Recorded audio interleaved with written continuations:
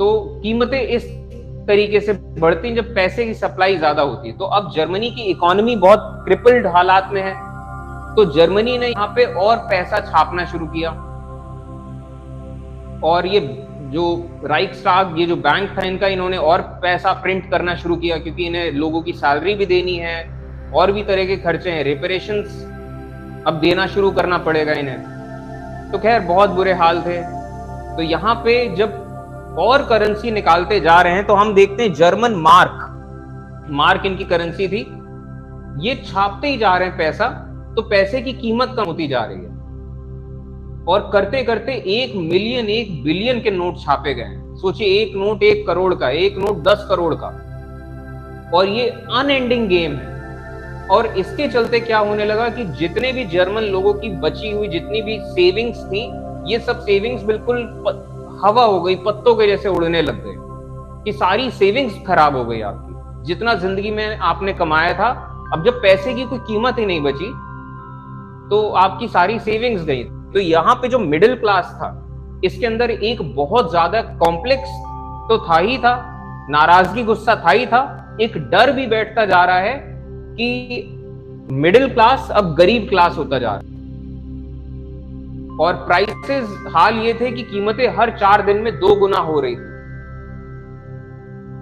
और इतने बड़े बड़े लाइनें लगती थी खाने पीने की चीजों के आगे, कई बार फूड राइट्स भी हो जाते थे, कीमतें बढ़ती जा रही हैं। और हाल ये हो गए थे लास्ट तक आते आते कि जैसे एक ब्रेड का लोफ जनवरी 1923 में 250 मार्क का मिल रहा है, नवंबर तक आते आते वो इतने मार्क्स का है। इतने मार्क्स, अब सोचिए 1-1 लाख के, 1-1 करोड़ मार्क्स के वो नोट छप रहे हैं, और ये सिर्फ एक ब्रेड का वो है, एक ब्रेड का पीस। तो इतने नोट छप रहे हैं, तो सूटकेस में भर के लोग, मतलब लोगों को तनख्वाह मिलती थी, जब सूटकेस में वो लोगों को तनख्वाह मिलती थी, मार्केट जाते थे, सूटकेस लेके जाते थे, नोटों का भरा बैग। और हाल ये थे कि अगर आप नोटों का भरा बैग अगर मार्केट में छोड़ दो तो लोग बैग चोरी कर लेते थे, नोट रहने देते थे, क्योंकि नोट से ज्यादा कीमती बैग हो चुका है। ये हाल देखे हैं दुनिया ने। और क्यों ऐसा? क्योंकि सब इमेजिन सिस्टम है। पैसे की कीमत तभी है जब आप उसको पैसा मान रहे हैं। सब इमेजिन रियलिटीज हैं, वरना कीमत किसी चीज की कुछ नहीं। और हाल जर्मनी के ये थे कि जैसे आपको एक नोटबुक लेनी है तो वो खरीदने में आपको जितना पैसा लगेगा, इससे अच्छा आप नोट में ही लिख लीजिए।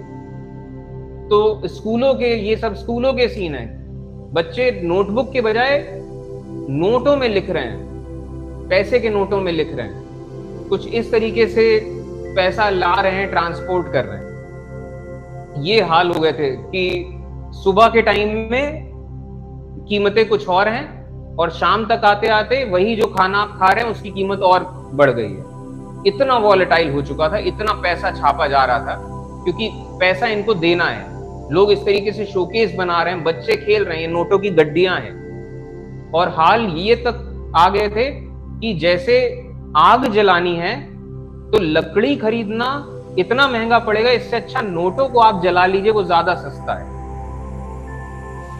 ये हाल हो गए थे जर्मनी के, और इसको कहा जाता है हाइपर इन्फ्लेशन। ऐसे ये सूटकेसेस हैं पैसों से भरे हुए, और सूटकेसेस की ज्यादा कीमत है अंदर के नोटों के मुकाबले। और बैंकिंग सिस्टम पूरी तरीके से डूब चुका था। 100 बिलियन मार्क, 100 करोड़ का एक नोट। ये होता है जब, और यहां से हम इतिहास का एक सबक जरूर सीखिए, ये तब होता है जब बैंक बेतहाशा पैसा छापते हैं। जब आप पैसा छापोगे तो पैसे की कीमत कम होते जाएगी, पैसे की कीमत कम होगी तो वही ब्रेड जो आपको 10 रुपए मिल रही, वही ब्रेड आपको 100 रुपए दे रहे हो तब मिलेगी। और जब कीमतें इतनी बढ़ रही हैं तो आपको सैलरी देनी है लोगों की, तो आपके पास पैसा नहीं, तो पैसा और छाप रहे हो, और पैसा छाप के सैलरी दे रहे हो, तो उससे और महंगाई बढ़ रही है। तो वो एक मतलब एक लूप बन जाता है, और वो लूप से आप बाहर नहीं निकल पाते। और लूप से बाहर निकलने का बस एक ही तरीका है, पूरी करेंसी को खत्म किया जाए, जो किया गया बाद में। तो खैर ये हाल थे जर्मनी के हाइपर इन्फ्लेशन। ये पहली बार इतिहास में कुछ ऐसा सा देख रहे थे लोग कि ये सीन हो रहे हैं। और इन सब सीन्स, ये सब जो चीजें हैं, ये सब का सब कंट्रीब्यूट कर रही थी नाजी पार्टी के राइज में, वर्कर्स पार्टी। और हिटलर अपनी तरफ से तो लगा ही हुआ था, स्पीचेस देना और ये सब चीजें।